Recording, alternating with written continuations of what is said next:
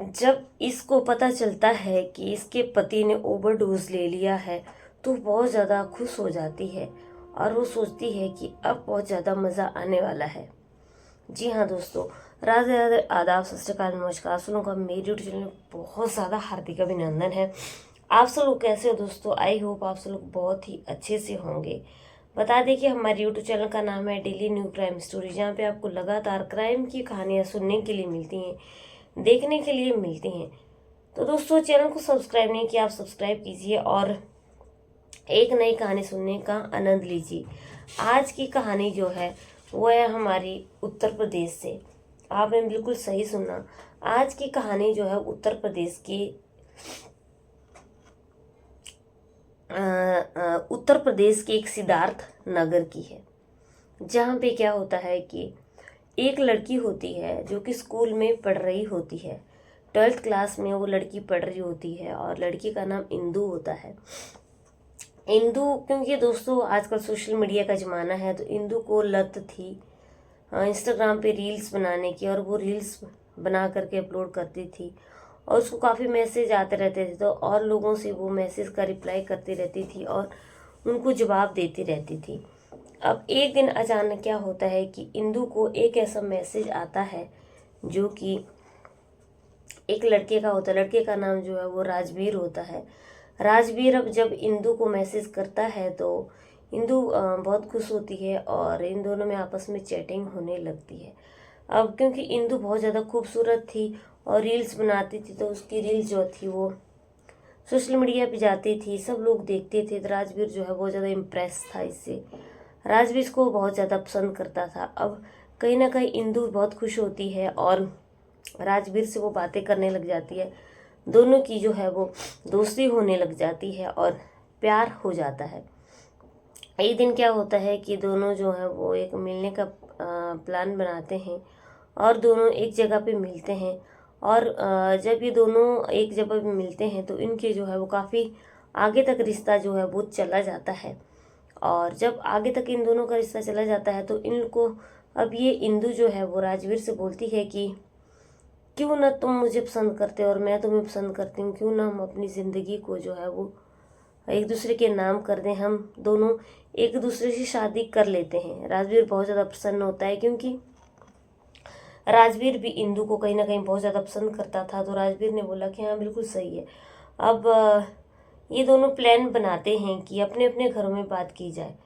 अब ये दोनों अपने अपने घर में बात करते हैं, लेकिन जो इंदु के घर वाले थे वो साफ इनकार करते थे राजवीर से शादी करने के लिए, क्योंकि सबसे मेन रीज़न था दोनों की कास्ट जो थी वो बहुत अलग अलग कास्ट के थे दोनों। तो इंदु के घर वाले भी राज़ी नहीं थे और राजवीर के घर वाले भी इंदु से शादी करने के लिए राज़ी नहीं थे। अब घर वाले जो है वो इस शादी को करने के लिए साफ इनकार कर देते हैं। अब ये दोनों बहुत ज़्यादा चिंता में पड़ जाते हैं और जब ये चिंता में पड़ जाते हैं तो ये बहुत ज़्यादा दुखी होते हैं कि अब ऐसा क्या किया जाए कि जिससे इन दोनों की जो है वो शादी हो जाए।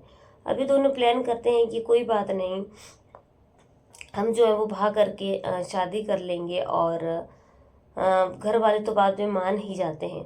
अब ये दोनों दोस्तों क्या करते हैं कि ये दोनों घर से भाग जाते हैं और कोर्ट मैरिज कर लेते हैं। और क्योंकि दोनों की उम्र जो थी वो 18 साल से ऊपर थी, तो दोनों शादी कर लेते हैं। और अब ये राजवीर क्या करता है कि एक रूम ले लेता है, एक कमरा ले लेता है और किराए पे रहने लग जाता है और कंपनी में एक नौकरी करने लग जाता है, जिससे अब इन दोनों का गुजारा काफ़ी अच्छा चल रहा था और काफ़ी मज़े की इनकी ज़िंदगी चल रही थी। एक दिन क्या होता है कि राजवीर जो है वो चाय पी रहा होता है और चाय पीता पीता जो है वो गिर जाता है और गिर करके अब वो उठ नहीं पाता है। अब इंदु जो है वो राजवीर को उठा रही है, लेकिन राजवीर उठ नहीं रहा है। तो काफ़ी देर तक इंदु जो है वो राजवीर को उठाती है, लेकिन वो नहीं उठता है। अब इंदु घबरा जाती है और इसके घर वालों को फ़ोन कर देती है, क्योंकि घर वाले तो इनकी शादी से बहुत ज़्यादा नाराज़ ही चल रहे थे। लेकिन अब इंदु के पास कोई रास्ता नहीं था कि अब क्या किया जाए, तो उसने राजवीर के घर वालों को फ़ोन कर दिया और बताया कि राजवीर जो है वो नीचे गिर गया है लेकिन उठ नहीं रहा है। अब कुछ भी था, लेकिन राजवीर तो उनका अपना बेटा था। अब घर वाले जो हैं वो उनके रूम पर आ जाते हैं और राजवीर को जो है वो उठाने लगते हैं, लेकिन राजवीर उठता नहीं है। बाद में इसकी नब्ज को टटोला जाता है तो इसकी नब्ज जो चल नहीं रही होती है, रोना पिटना जो है वो एकदम पड़ जाता है, क्योंकि राजवीर इस दुनिया को छोड़ के जा चुका होता है। अब घर वाले जो हैं वो बिल्कुल मान नहीं रहे थे कि उसको हार्ट अटैक आया है, क्या हुआ। अब घर वाले बोल रहे थे कि उनका लड़का हट्टा कट्टा था, स्मार्ट था, सुंदर था, उसे कोई भी बीमारी नहीं लग सकती है और वो पोस्टमार्टम चाहते हैं। अब पुलिस भी को भी रिपोर्ट कर दी जाती है, पुलिस भी वहाँ पे आ जाती है।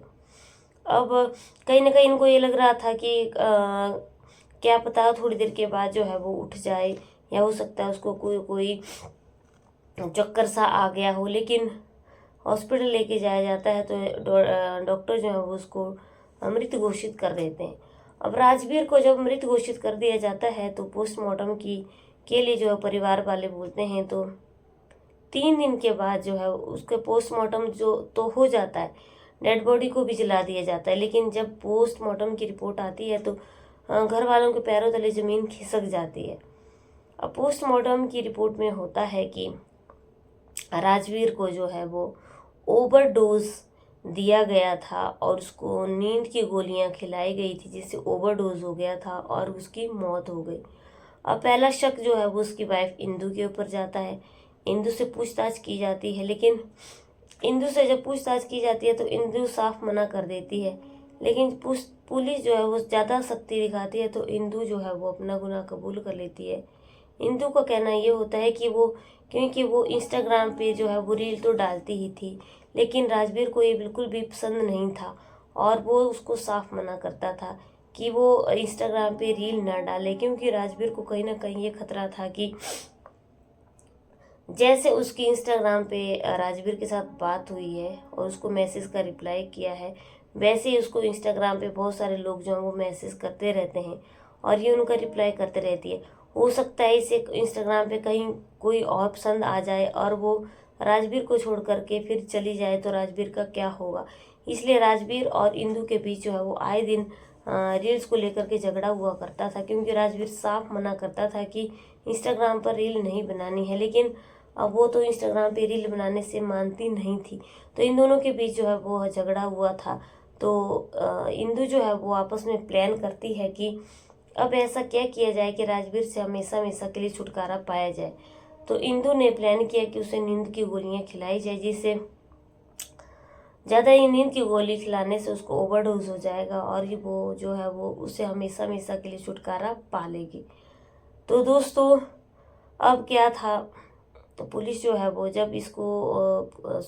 पुलिस जब इसकी बातों को सुनती है तो पुलिस फिर उसको अरेस्ट कर लेती है और जेल में डाल देती है। लेकिन होता क्या है कि राजवीर ये दुनिया छोड़ करके जा चुका होता है।